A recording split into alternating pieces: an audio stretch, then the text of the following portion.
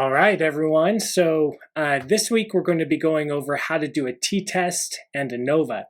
Last week we did a chi-squared. So in both of these cases, last week and this week, we're looking at relationships between two different variables.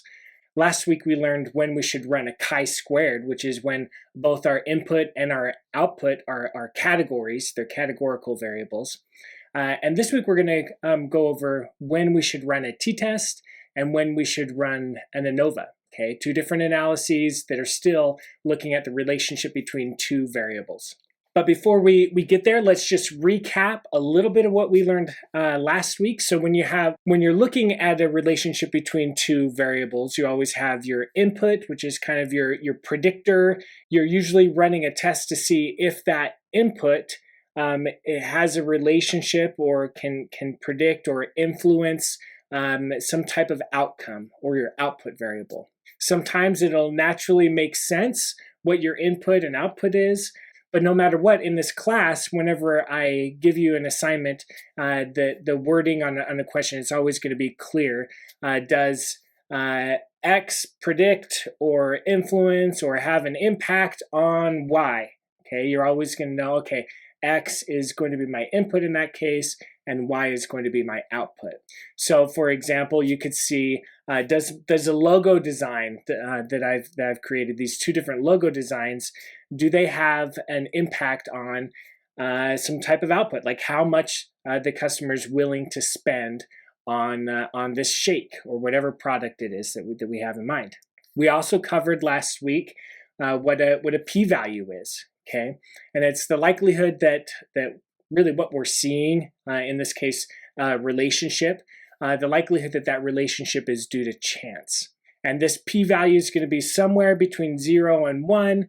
If it's a likelihood that something's due to chance, we don't want chance. We want that likelihood to be small. Okay, when we're making decisions, we want to minimize that chance.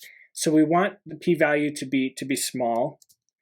And specifically that magic number is if it's below 0.05, meaning that there's less than a 5% likelihood that it's due to chance, then it's significant, all right? But if it's not quite below 0.05, but it's at least below 0.1, so with a 10% likelihood it's due to chance, if it's at least below 0.1, then we'd say that it's marginally significant.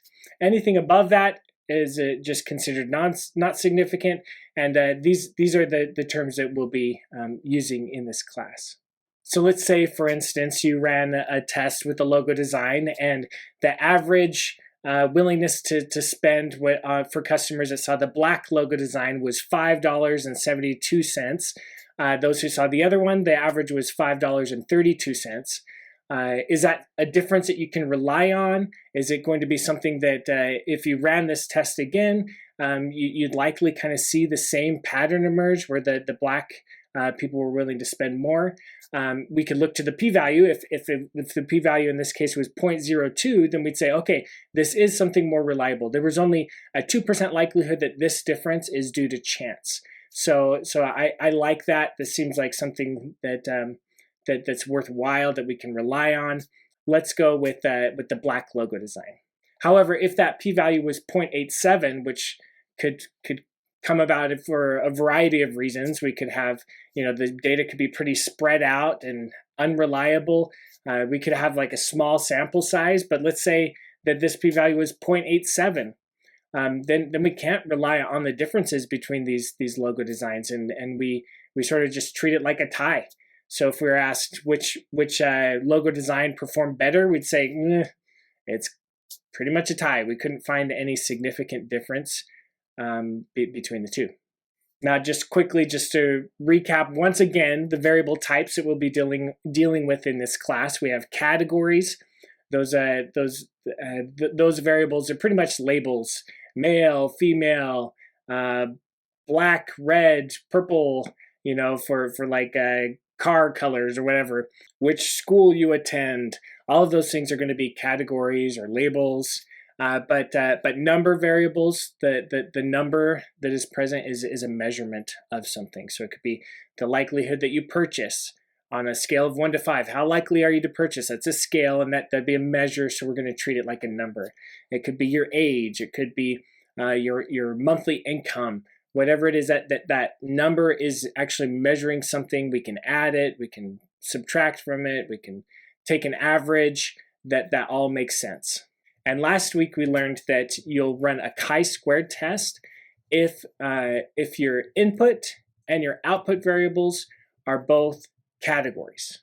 Now let's first start with when to run a t-test. Now for this week, when you're going to run a t-test, when your input is a category and your output is a number, but specifically with your input, there's only 2 categories. Okay.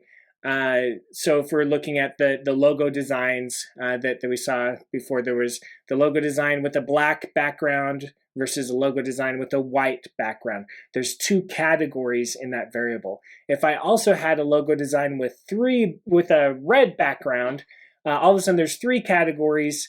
We're not going to run a t-test. All right, so there has to be 2 categories there.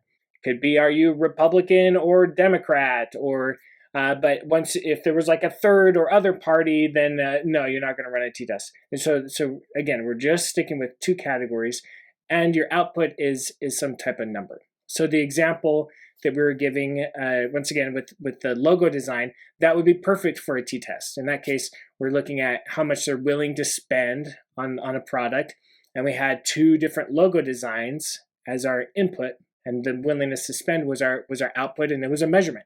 Now, an ANOVA test is going to be very similar, except we're going to run this test if our input, which is still categorical, it's still a category, but it has more than 2 categories.